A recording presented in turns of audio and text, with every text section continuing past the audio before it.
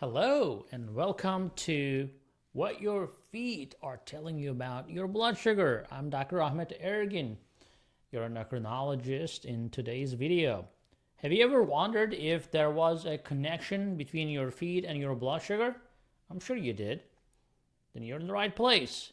Even if you haven't thought about it before, trust me, this is going to be a fun and informative video. Now, our feet are an important part of our body, right? Yet we often neglect them. We look down on them like, you're disgusting. But did you know that your feet can actually give you some clues about your overall health? Yep. One of the things that they can tell you is how well your blood sugar levels are doing. So before we dive in deeper, let me just say that I am not a diabetic myself, but I see a ton of diabetics every day.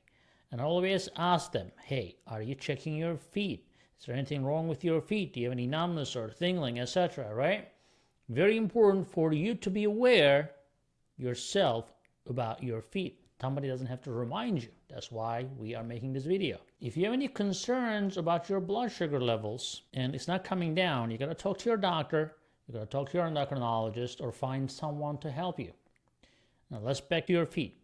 Why are they so important when it comes to the blood sugar? Well, first of all, our feet rely on a steady supply of oxygen and nutrients from our blood to function properly. And guess what? Our blood sugar levels play a huge role in that supply. So you see, when we have high blood sugar levels, it can damage the nerves and the blood vessels that goes to our feet. This is known as diabetic neuropathy, right? A lot of you actually have it without even knowing it. So a lot of people wait until it starts hurting or having symptoms, which is bad. So you need to avoid it, you need to prevent it, because once it happens, it's very hard to reverse. People get numbness, tingling, or even pain on their feet, and like I said, that's kind of a late stage. On the other hand, low blood sugar sometimes can cause numbness and tingling as well, because your body feels a difference in the blood sugar levels. Too much fluctuations can lead to cramps, numbness, and tingling. So if you're experiencing those symptoms, don't wait until you develop an ulcer. Talk to someone about it. There are other ways our feet can also give us hints about our blood sugar. Have you ever noticed like dry, cracked skin on your feet? Most of you have it, because I see it when I look at your feet. So how about a fungal infection, right? A lot of people have fungal infection on their toes. These can be signs of high blood sugar levels. If you have wounds on your feet that take a long time to heal, it could be due to poor circulation plus a neuropathy that is caused by high blood sugar to begin with. Well, folks, here is not so fun fact. Did you know that also hair loss on your legs and feet can actually be a sign of poor circulation? Do you remember seeing hair on your legs and feet, but they're not there anymore? Well, you heard me right. If you have noticed that the hair on your legs and feet, they're thinning out or disappearing altogether, it might not just because you are getting a little older or because you have got a thing for super tight socks. It could actually be a sign that your blood is not flowing as well as it should be.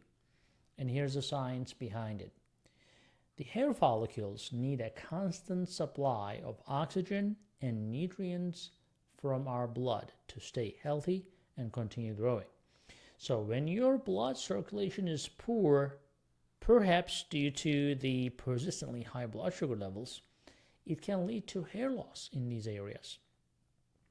It's like your body's way of saying, hey, there's something going on down there. We are not getting the usual supply. We don't need this hair. Let's get rid of it. Remember, these signals from your feet and legs are not something to be ignored. They are your body's way of sounding an alarm. If you notice changes like this, it is important to see a vascular doctor, for example, who can help open those arteries if they are blocked to begin with. All right, so let's continue our food saga a little more. Have you ever had that weird feeling of your feet being cold, like you are walking on icy path while indoors? Chilly feet might seem like the aftermath of a winter walk, but they can also be another sign of neuropathy or poor circulation due to diabetes. So, when there is a decrease in the blood flow again to your feet might feel cold, especially to touch, or even without touching, or without being physically cold at all. This is your body's way of saying, hey, you're freezing down here because the blood isn't bringing the heat, right? You need blood and oxygen to heat up. Now, let's shift gears and talk about something that sounds more like a superhero duo than the vitamins. I'm going to tell you about, which I've told you before, right? Alpha lipoic acid and benfotiamine. Alpha lipoic acid is a powerful antioxidant that has been shown to reduce pain, burning, tingling, and numbness in people who have nerve damage caused by diabetes. People say, oh, there's no evidence for that. Yes, there is. You just don't know. Just go to PubMed and pay for those studies. Nothing is for free. The science is not for free. The stuff you guys read online, actually, even the stuff online will tell you about it, but you may consider them weak evidence. However, if you're really scientific minded, you can go and find those studies, and if you have subscriptions to those medical journals, you can read the whole from the first letter to the last, and you can get the information you need. So nothing we say is out of science or out of balance. FDA approval is a different process. FDA is not science. FDA can approve a drug in the US, and in the Europe it may be denied, or it may be denied in Europe, it may be approved in the US. It has nothing to do with science. It's about approval process is different from country to country, and you have to follow their process to be approved. It's like a certification. It has nothing to do with science. So anyhow, just to differentiate FDA from the science part, but people get confused. If it is an FDA approved, it's not scientific. That's not true. First of all, we use a lot of off-label medications, like we use trazodone for sleep. It's not a sleep medicine, or we use gabapentin, which is a seizure medicine for neuropathy. Okay, well, people look at us and say, oh, you're giving me seizure medicine. I don't have seizure. Well, no, but it works for the neuropathy, right? So that is where people really get confused about science versus approval. I hope, as my audience, you now understand what we are talking about. Now, another one that has a lot of evidence is benfotiamine, a synthetic derivative of thiamine, which is B1, right? And research has shown that the benfotiamine can block the pathways that cause high blood sugar damage to the nerve cells or even kidney cells. Therefore, taking these two, alpha lipoic acid and benfotiamine, could potentially lower your developing risk of neuropathy or vascular problems. Now, remember, folks, these two things are, I just said, alpha lipoic acid and benfotiamine, they are lowering the risk of neuropathy, but they are not the magic bullets, right? A lot of people just look for this magic bullet. Managing your blood sugar levels through a healthy diet and regular exercise is still the key. And always consult with your healthcare provider if these things are not helping you and you need more help, more medications, etc. Then you need to talk to your primary or endocrinologist as well. But guess what? Stay warm and stay happy these days. It's cold. It is winter time. We are shooting this. Even in Florida, we are a little chilly down here. But anyhow, you might be wondering, okay, doc, I got this, but what can we do to prevent all these issues, right? Well, let me reiterate for you. The first step is that you have to manage your blood sugar levels properly. This means that if you're on a prescribed medication, stay on those. If you're not eating right, fix your diet. If you're not exercising at all, incorporate some exercise to your life. But managing your blood sugar doesn't have to be a constant uphill battle, friends. So that's why we are making these videos for you. That's why we have SugarMDs.com. That's why we have SugarMD supplements available at SugarMDs.com. They're all there to support you in your journey.